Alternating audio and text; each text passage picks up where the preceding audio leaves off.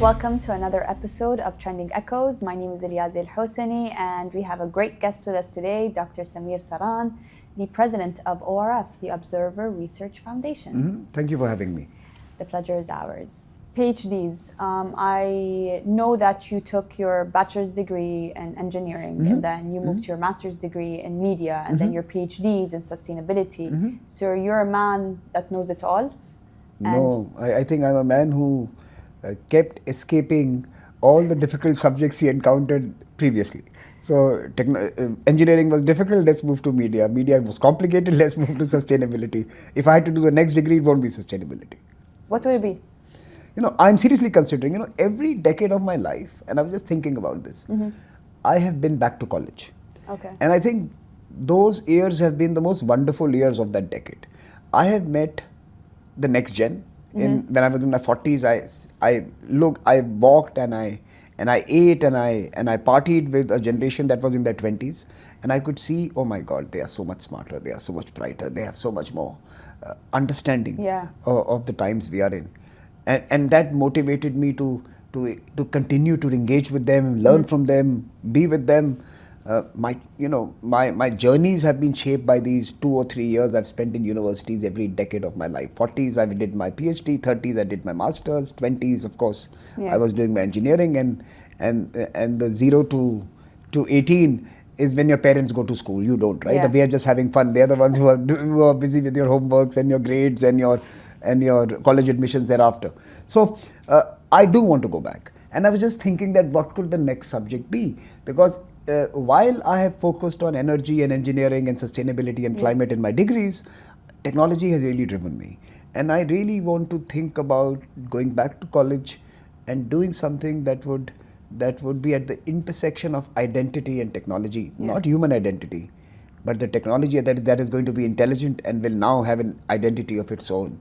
And the conversations humans will have with the intelligent beings that they actually have seeded is going to be the most important identity debate of the future.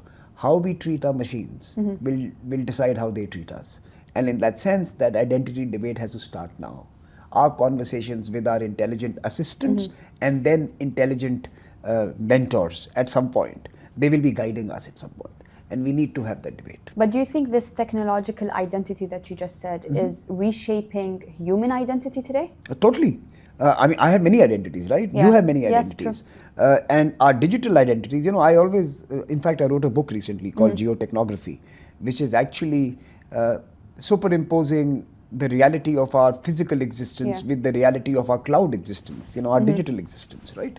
And I always tell people that who we are, essentially, was the stories that were told to us when we were children. True. Right, I read about my epics, my religious books, my neighborhood stories, the stories of bravery, courage, valor, treachery, cowardice, etc. Right, and they imbibed in me, they coded in me, they programmed me in a manner that helped me decide what is right or wrong, what is the good decisions to make, what is the right thing to do for your people, for your family, for your country, for your communities. Right, so we were programmed by the stories that were told to us. Right, in some sense. So our identities were shaped by the neighborhoods we grew in when I was growing up.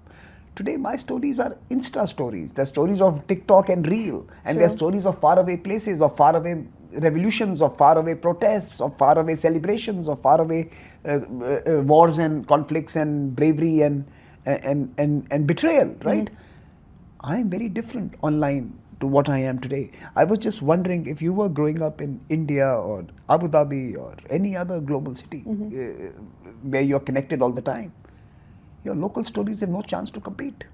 True. People are being dislocated through the mediation that is shaping their understanding of the world. So, in some ways, John B. Thompson, if I remember correctly, wrote this book, Media and Modernity in the Last Century. He was talking about broadcast media. But he argued that we all have mediated histories. We don't live through histories anymore. Our histories are all mediated. In India, you would find people resonating with anti-nuclear protest in Germany rather than what was happening in their own neighborhood or in Sri Lanka or in Bangladesh or in Afghanistan. They would have greater resonance for the plight of certain situations in distant geographies because it's available on Instagram, it is bombarded into their daily lives through different mediums, than with their own neighborhoods who are not necessarily connected in the same way. So we are changing. Our identities have been transformed by digital, and many of our responses today are no longer authentic and organic. They are mediated. I think, We have the death of authenticity. That is what I say. What has really happened with the digital is that authenticity is died. Okay, so talking about media and anything, do you think, because you're heading a think tank today, do you think think tanks' strategies and policy making when writing research is influenced by media today, or influenced by the societies and their opinion and all these narratives on social media, or do you think they're strictly on research and global trends? No. Look, we are in a symbiotic ecosystem.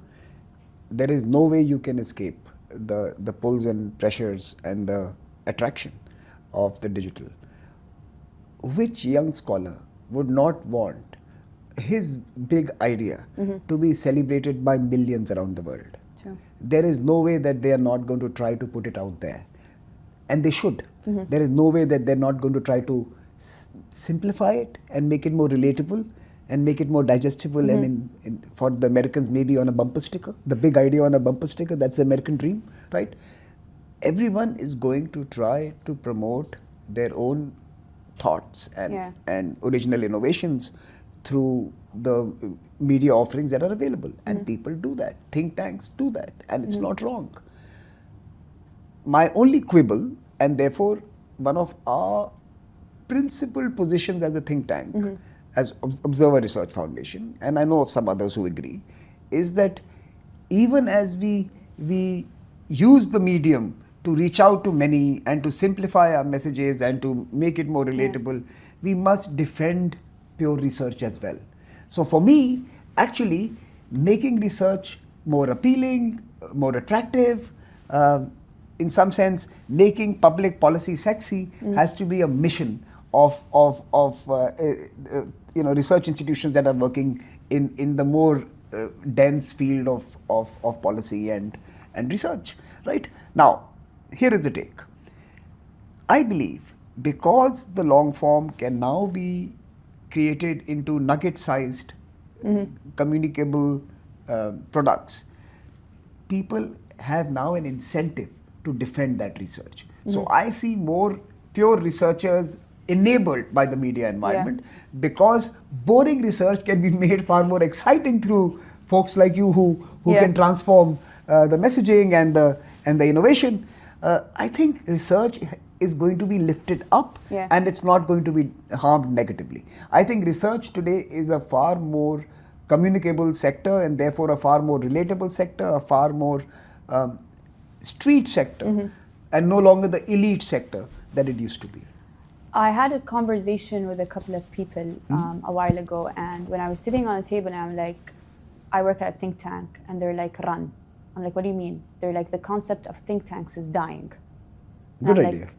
Like, why do you think so? They're like, because there's two ways to say it. There's researchers that are truthful, and there are researchers that just say the truth. And the difference between being truthful and saying the truth is that when you say the truth, you say your version of the truth. Yeah, that's your opinion. Yes, but when you're being truthful, you're saying the truth all the time despite the situation. So what are your ideas on that? Look, I think all of us have to be truth-filled and truthful. Okay. And if we are really truthful, we will also reflect and admit that this is a point of view and not the entire landscape. So I think truthfulness is important to have truthfulness. So in some sense, you have to be honest to admit that this is your position and there are other perspectives and perhaps the median is somewhere in between, and we need to discover that through conversations. So I think both are complementary and not necessarily contradictory. So for me, truthful allows you to be truth-filled, and truth-filled allows your personal opinions to move over time. I have changed my position so many times. There's a famous saying, when the facts change, your positions must change. So as you become more aware of issues, of developments, of realities that you were unaware of, reflective people generally tend to change their mind. And changing the mind is not bad. For example, Francis Fukuyama, end of history, right? We have all become this, we have all now entered Pax Americana. Everyone is now market-based and liberal and living the American dream all over the world. We don't have any differences, a homogenized world.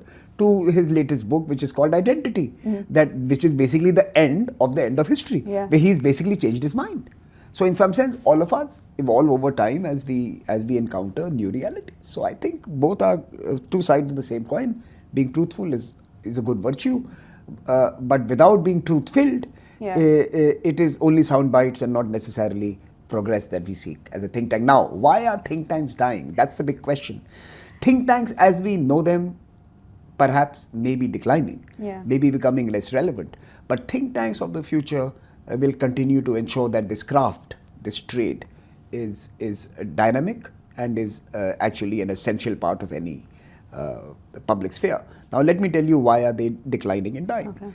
For example, if we are honest about it, you had tons of folks or literature writing, long form articles on climate action. You had the Brookings, and you had take the top 10 American institutions, all writing pro or against, for or against, arguing for energy transitions, arguing for government action, arguing for whatever.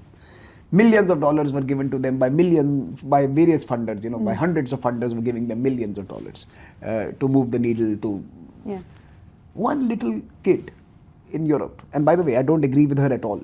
I disagree with her completely. But she had more influence than all the Brookings of the world put together, Greta Thunberg.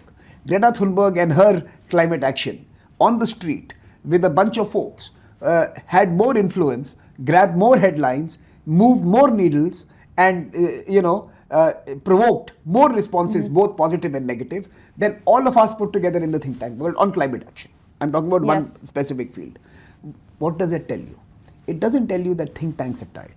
It just tells you that think tanks should have been including Greta Thunberg as part of their stakeholder group, as part of the communities that they need to work through, as part of the new influencers who are going to shape the future. So think tanks where stiff, tie-wearing, middle-aged men could smoke cigars and have conversations and believe that would solve the problem in the world are dead. Think tanks today have to be nimble, agile, out there amongst the people, and yet have that ability to produce facts through deep research and enlighten the communities they are proliferating, right? So think tanks of the new world will have elements, will have a visage of a media entity, will have the core of a research institution, and will have the leadership of a startup. You have to be hungry, you have to be relentless, you have to be agile, and you have to be out there. Okay, so you have this very diverse educational career. How do you think that reflects on how you build the strategies and policies, but also the objectives of ORF, and how you build messaging on your platforms, and how you transform research in a way that better serves the audience today? Here I think it might be useful to understand how we have organized research at ORF. ORF is a researcher-led institution. So we are not a top-down research institution. So we don't sit there and tell people what they need to do. My colleagues actually propose what they want to do over the next year and over the longer term, right? So what we do is we actually curate that into from all the various strands of proposals that we get across the 200 odd people who do research at ORF. Our essential task is to make sure that we are able to curate cohorts who are working on similar themes, and sometimes even seed partnerships and collaborations, and sometimes perhaps tweak their directions a little so that they are complementary and not competing, or many a times also arrange research in across a period of time so that we are able to respond to one particular theme of importance through a whole project, right? So our job is not necessarily to seed the ideas into what people should be doing, but to actually seed the symphony that allows all of their ideas to be presented to the world as a concert. Now, the challenge here is that we are also a big tent think tank, very few left in the world, which means we are not left, we are not right, we don't believe in isms, we are no ideologies, only ideas, no politics, only policies. For us, we are a big tent organization. So we will have folks who are from the AFD, and we'll have folks from the Linke party in Germany. In one of our rooms, similarly from India and similarly from other parts of the world. So we don't have political and economic biases. Our bias is to good ideas, and we want to discover those. And sometimes the most important ideas that will excite the global right would be born in the global left.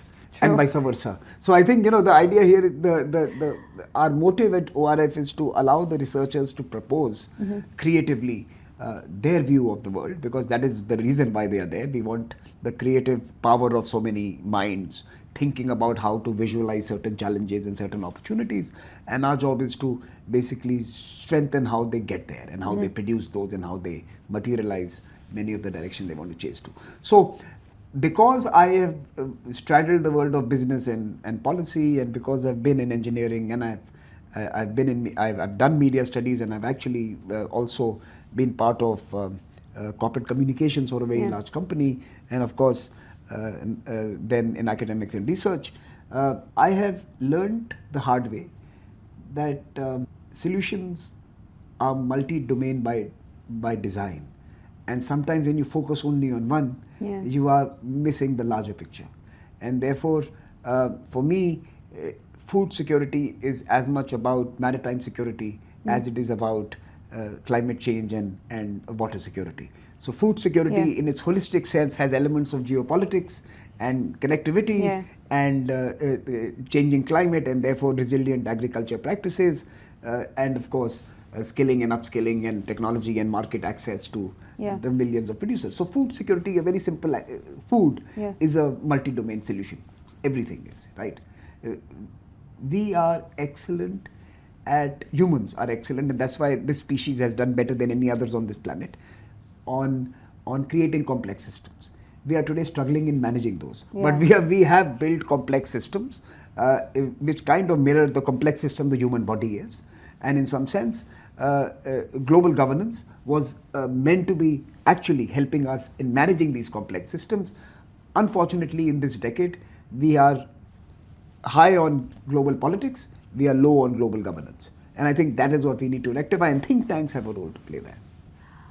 I know you're the founder of Risina, which is a dialogue that happens each year. And last year you talked about peace, which is something I think is very important. It is a topic that people should continuously talk about. This year I saw the premiere video of Risina, and in your premiere video, I know, you being you, that every visual that was used in the video had a message behind it, and used 3 words: conversation, community. Ideas? Yes, ideas, conversation, community, and that we should invest in 3. Can you tell us more about the dialogue this year? So that is a save the date video. Yeah. And it is not necessarily a thematic video. Okay. Wait for that. That is my big passion project. I do that every year. I spend, I think, weeks designing the script, working with the creative folks who make sense out of the scripts that our small team puts together. It's going to come out soon. But here it is. Let me just tell you about next year. Today, diplomacy and dialogue is being conducted on the battlefields.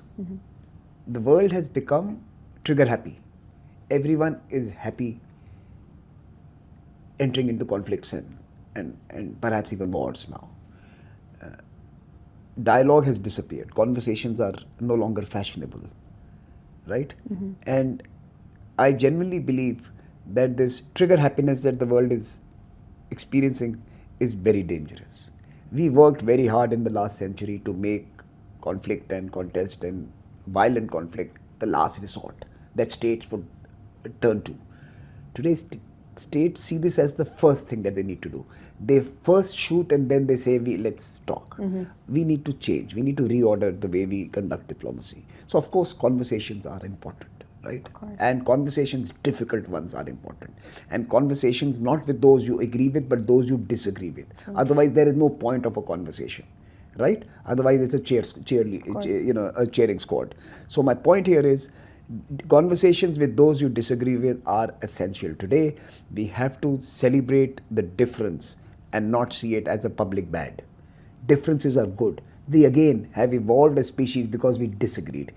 No perfect storm could destroy us all because we had chosen different means and methods of existence. That's why we survived. We have to agree that by design we are meant to disagree. By design we are not meant to agree. Disagreement was good for evolution and we must celebrate disagreement. So ideas are of course the bedrock of any progress, and I think today we are seeing ideas compete rather than ideas enter into a compact of progress. Today we see ideas of negativity rather than progress, conversations which are amongst the like-minded rather than those with you disagree with, and of course communities are more important now than ever. We have actually come back a full circle.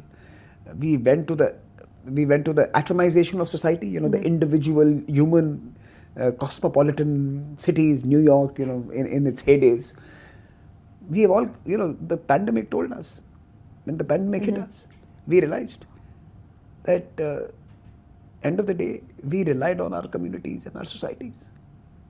Communities were the cavalry, and I said it then, that there was no government armies coming to save us. There was no, superpower or great power or big power. They were all selfish powers. They were all saving themselves.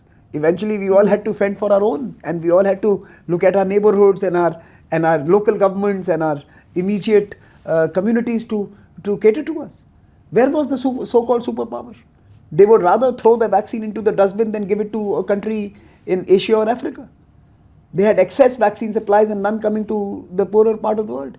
I mean, a developing country like India was sending vaccines to 125 countries.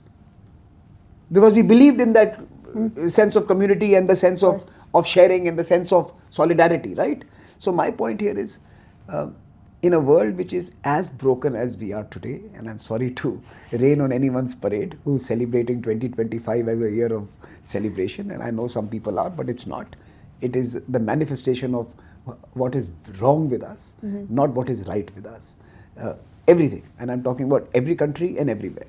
We are in a broken world where we have the greatest opportunity, courtesy technology and courtesy other progress, to build a new future that could be far more inclusive, far more at peace with the planet, and far more responsive to individual requirements. So we can do all three for the first time: serve communities, serve the individual, and serve the country. And yet we are right now going back to the old debates of the 19th century. With all this accessibility to social media, this communication, making it a borderless platform for people to talk, it's building pores. And with these pores, radical groups are coming in and destabilizing many countries. And India, for example, is also a country that is facing radical groups within the country itself.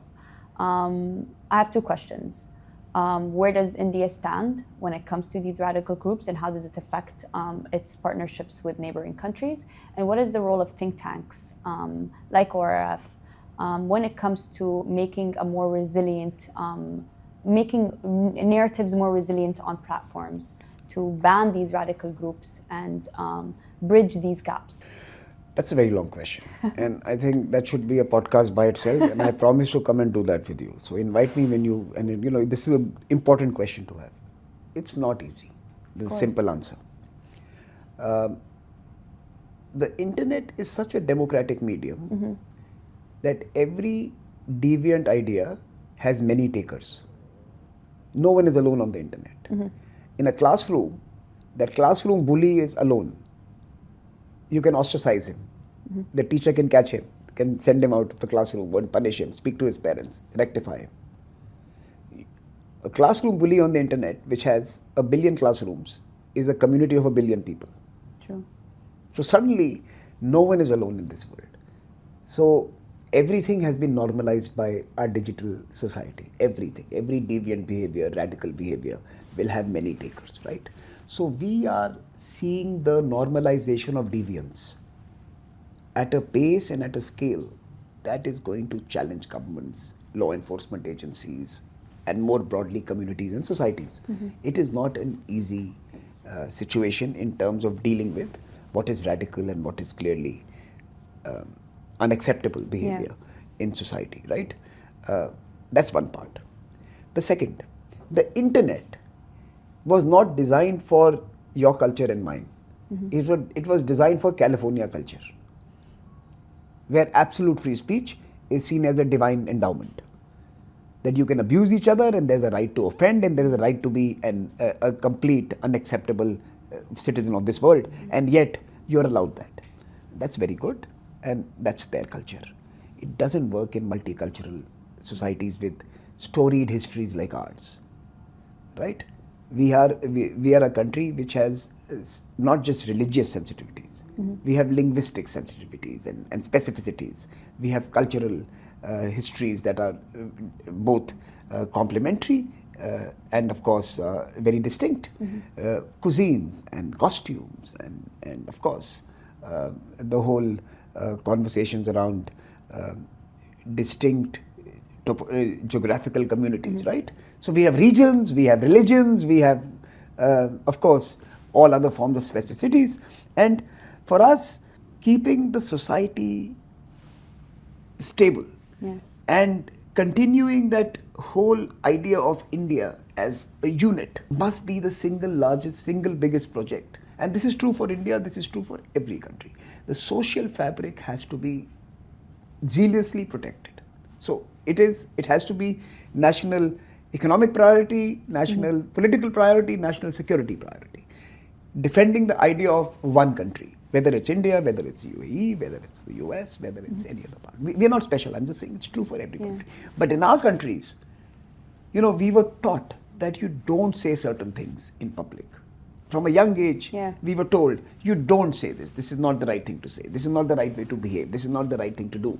We were told, because we were so different and we lived with so many people and so many millions of different people in the same small place, we came up with some rules of engagement, some decent protocols that allowed us to coexist. The digital does not see that, because it was designed in California, which has no regard for the cultures we live in. In our countries, we are suffering from the right to offend phenomena infiltrating our discourse. We did not have the right to offend. In fact, we had the responsibility to be decent. In America, they have the right to offend. In our country, we had the responsibility to be decent. Only then you maintain that fabric, right? So we are caught in these two different phenomena. The digital is Californian laws.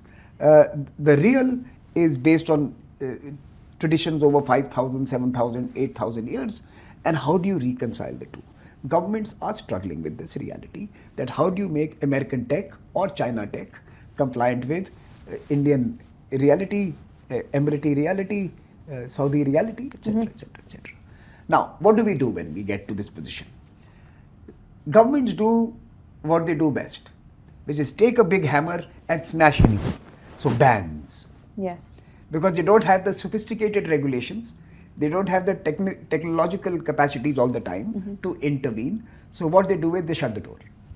To keep ourselves safe, let's shut the door. That's what happens. When you're threatened in your house, you shut the door. Maybe if you had gone out, you would be safer. But you normally close the door and keep inside.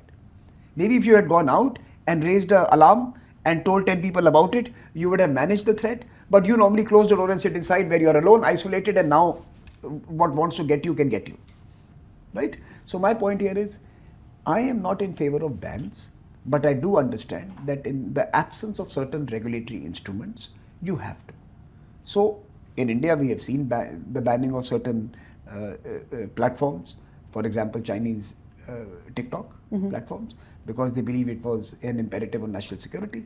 They did that. They have banned certain gambling applications. They have banned certain other fly-by-night operators who were creating apps and basically were harming the younger populations, the lower age groups, misguiding them, misleading them. So they have done things. But in the end, I think we have to consider 2 or 3 radical ideas to deal with the threat that we face, which is really radical. It's not that radicalism is new. Radicalism is now on steroids, digital steroids. It's not that we didn't have terrorists before or extremists before or crazy people before. We do. But now they are fueled and catalyzed and aggregated and mobilized through technologies. So we have to think of a few things. One, I think before any platform, AI or non-AI or quantum or any future technology, before future technologies become commercially accessible to everyone, we have to go to what I call the vaccine principle. That first they have to be tested in a small lab, then they have to be tested on a city scale project, and then they have to be tested on a larger human settlement.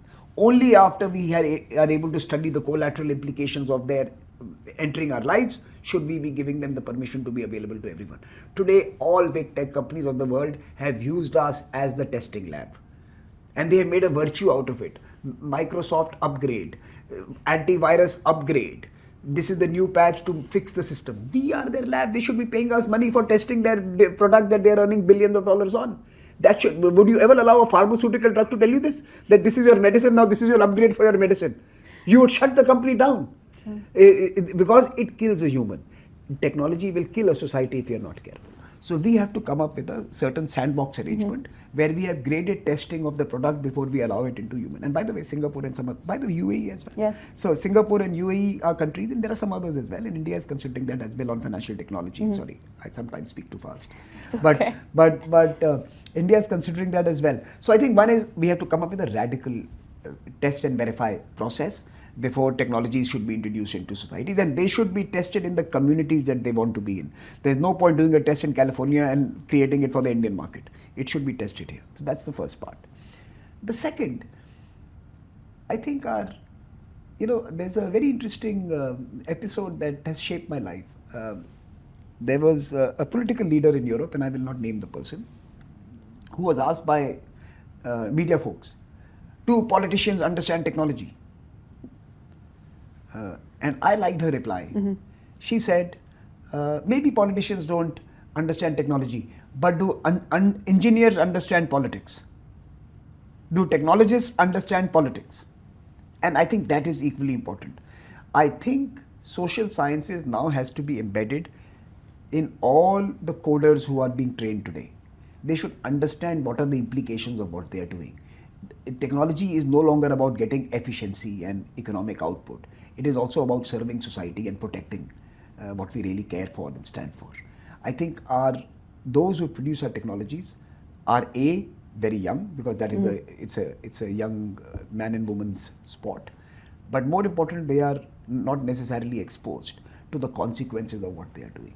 I think we need far greater dose of social sciences in our innovation frameworks, in our innovation policies. In fact, all funding institutions, government and non-government, should insist that founders have to go through a certain curriculum before they produce technologies that have implications on society at scale. I think that's the second idea, that let's rethink how we train those who create technologies and how do we support those who create technologies.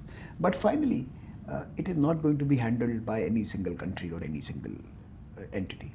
We need global partnerships like never before. And that is what is failing our people at this time. We don't have global partnerships. Technology has become a zero sum.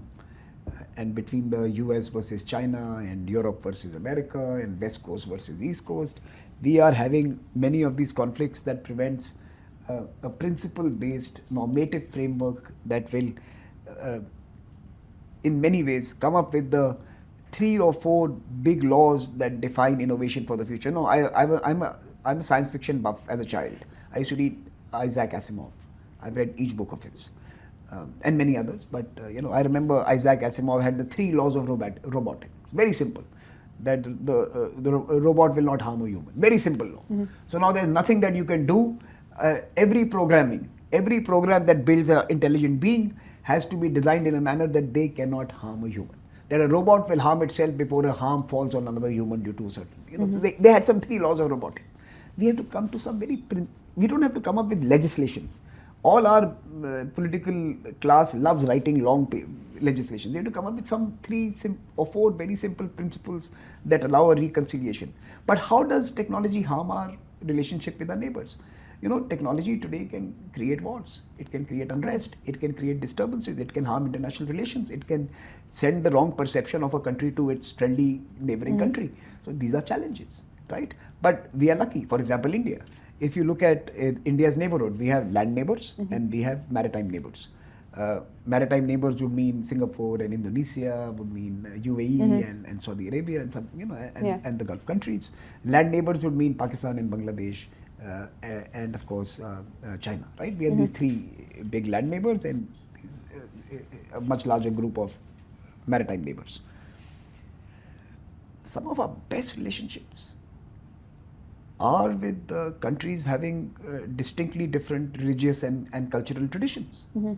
For example, I can without any hesitation say that the India-UAE partnership is the hottest stock on the global stock exchange. I think the last 10 years, the transformation you have seen in the political content, in the economic and business relationship, in the relationship between our cities and our peoples, is huge. Yesterday I was going back to my hotel and we were celebrating the opening of IIM Ahmedabad Dubai campus. The previous month you had IIT Delhi in Abu Dhabi. You have ORF Middle East in the World Trade Center. So in some sense, our leaders are wise. Radicalism and radical groups and radical action can harm everything. Let's not be foolish and naive about it. International relations can be harmed, brotherly relationships can be harmed, friendly relationships can be harmed. We need wise leadership who looks above all this. So I think we know, for example, in the instance of UAE or India or Saudi Arabia or India, they know that yes, we may have our largest population might be Hindu, your largest population might be Muslim, but look, we are serving our people and our region. And religion is a pursuit that must be encouraged and nourished, and we do that. We celebrate our festivals, we celebrate our temples. We are not saying that you can't do this. We like to celebrate all forms of religion. And by the way, in both UAE and in India, right? We celebrate all our festivals together as communities. There's celebration of being a community, and yet national responsibilities of economic growth, of infrastructure, of progress for our people is what drives national policies, international relations. Our best friends come from very diverse backgrounds, and I've just named a few of them: Indonesia, Singapore, UAE, Saudi Arabia. You will not find a common pattern linking them up. You don't choose your neighbors, you celebrate with them.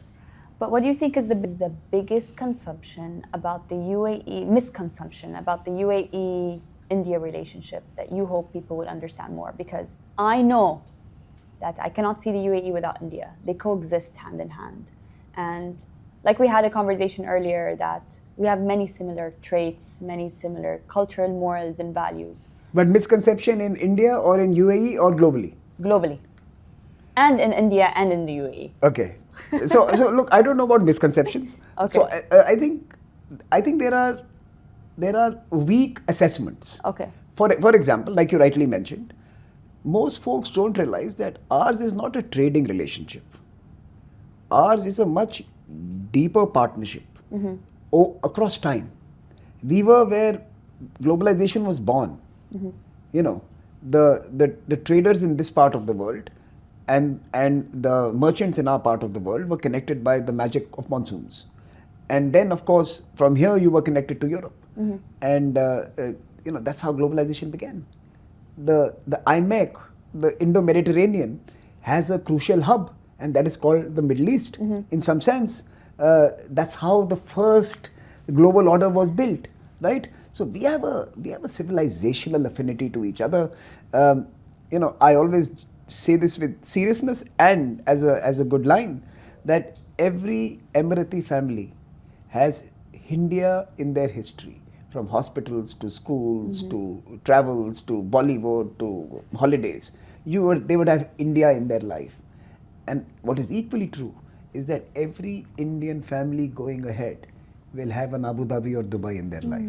So we are connected across time through the journeys we have taken. That's the link. So that's the misunderstood. Yeah. We are not $100 billion relationship or a partnership for connectivity or trade. We are a partnership of hearts and minds and of histories.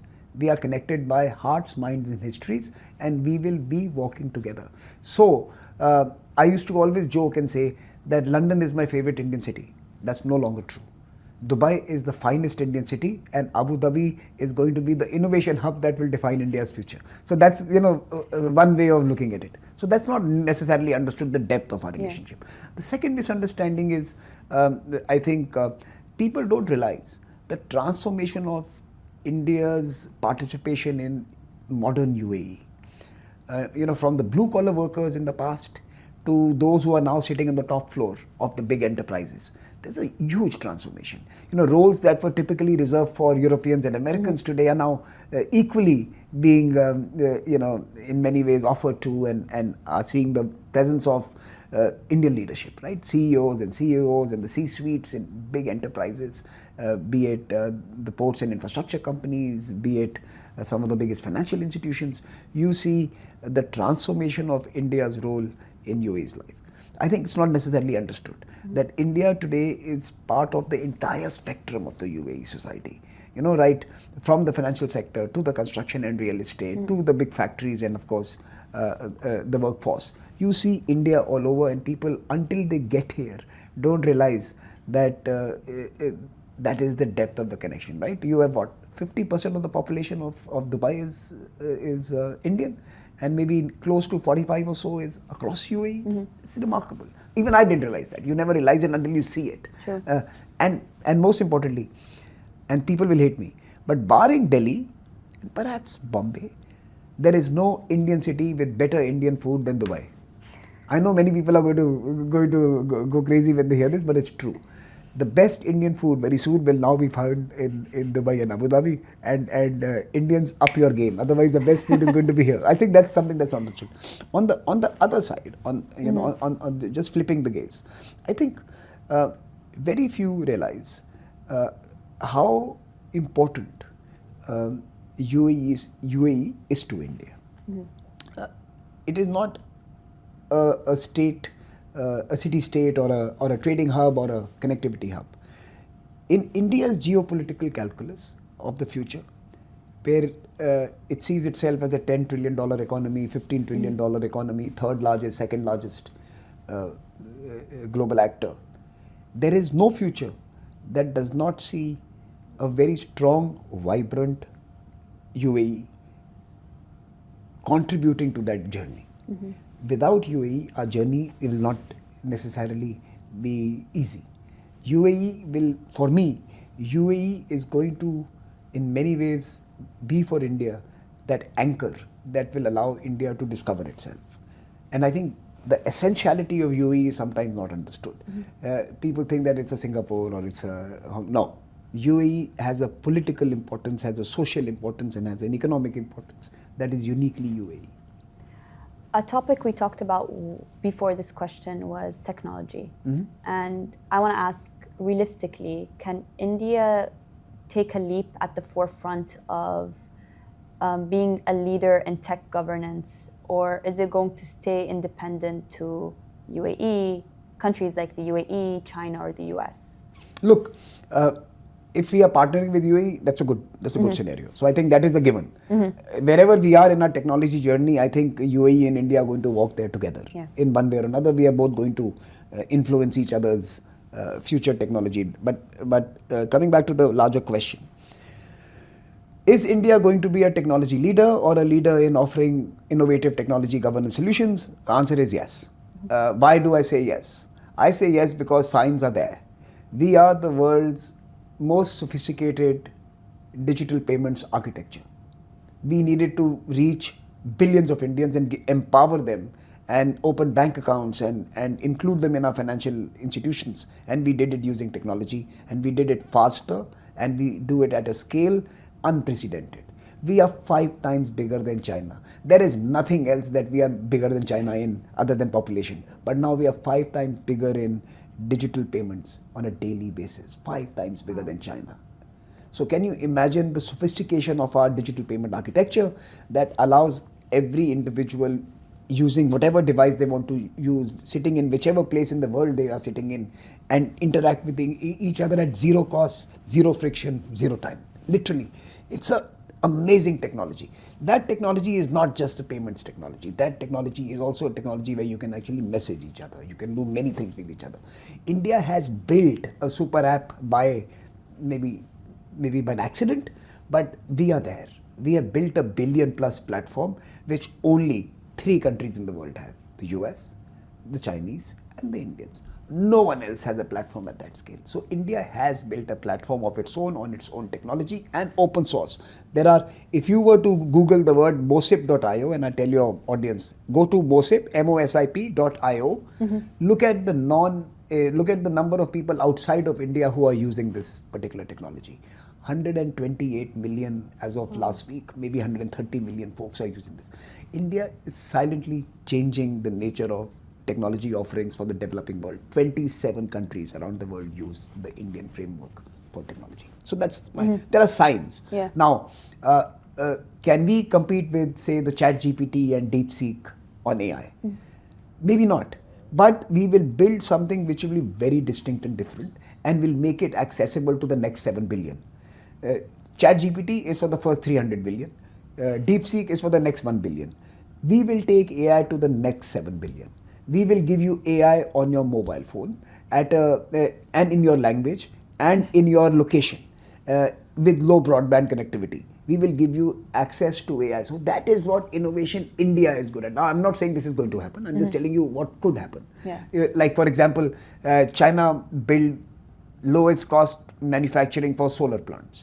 But India has the lowest solar power plants. So we take Chinese manufacturing, we innovate over it, and we do implementation innovation, and we have the lowest cost power in the world. So the point I'm trying to make here is, yes, our innovation will be to serve the next 7.5 billion. We are going to compete with the big boys in certain sectors, for example, semiconductors, for example, outer space, for example, quantum, for example, AI. We will create an Indian LLM, and we will make it both voice-based and multilingual. So we are going to change, because that's how we will cater to our populations. We are going to create those, I believe in the third mover advantage. We had the third mover advantage in telephony. We had the third mover advantage when it came to some of our connectivity and broadband based economy. And I believe in AI, we might be third, but we will do it better, faster, cheaper, and with more inclusiveness than anyone else. I think if I had to keep the conversation going about this topic, we would take another 4 hours. But I want to drop all the topics and ask a personal question to you. What was one of your personal turning points? Was there any specific turning point that shaped who you are today? And people see the light of the end of the tunnel. Who is the light to the end of the tunnel to you? Or what was the light at the end of the tunnel for you? When I moved away from the corporate sector, went back into college and did my studies and came back into the research segment, I think that would have been the turning point.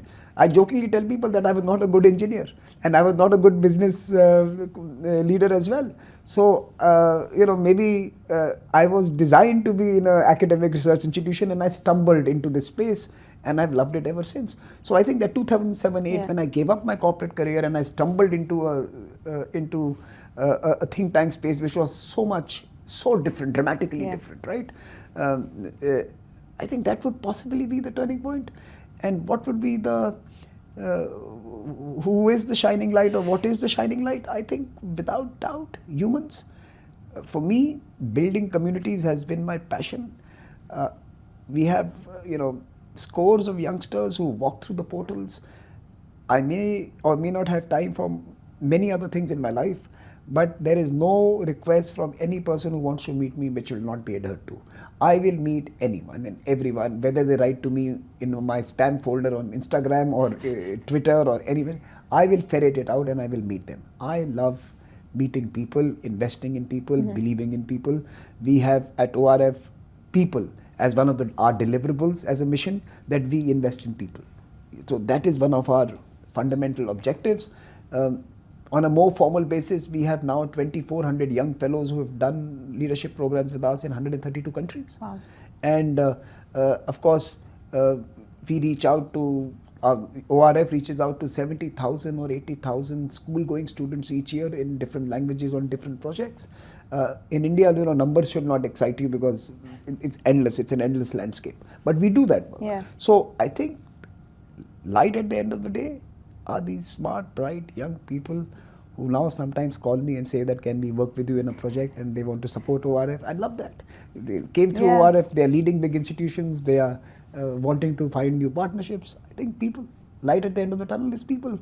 Community is the cavalry. Community is also the salvation. For me, I bet on communities.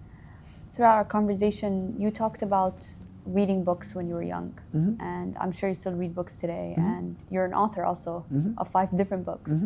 So I want to end the conversation today with one last question. What is a book recommendation you would give to youngsters today? In the turbulent times that we live in, I want them to read one book because it will confirm to them that times have always been turbulent. There's nothing so special about this moment. Human beings have always lived through great transitions. And I think for that, the book they should read is Gun, Germs and Steel by Jared Diamond. It's a book they should not miss. In fact, my book Geotechnography is a homage to him. I think that book is excellent. Please read it. But with all the disorder around us, I would also advise him to read Samuel Huntington, but not The Clash of Civilizations, but his other work. I think it's called Political Order in Changing Societies, 1968, if I remember. I'm forgetting the exact title.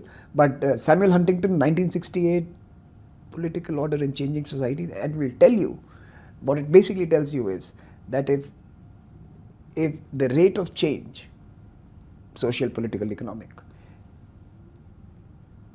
is too fast, institutions collapse and societies tear up. And in that sense, all those who demand dramatic changes all the time are basically asking for the collapse of what we built up. And therefore, I always tell youngsters that I watch movies of revolutionaries, but I invest in being an evolutionary. I like evolutions, fast evolutions. And I love revolutions in movies, and that's where I am. Honestly, I really enjoyed today's conversation, and I want to thank you again for being in another episode of Trending Echoes, Dr. Samir Saran. Thank you, Yaz.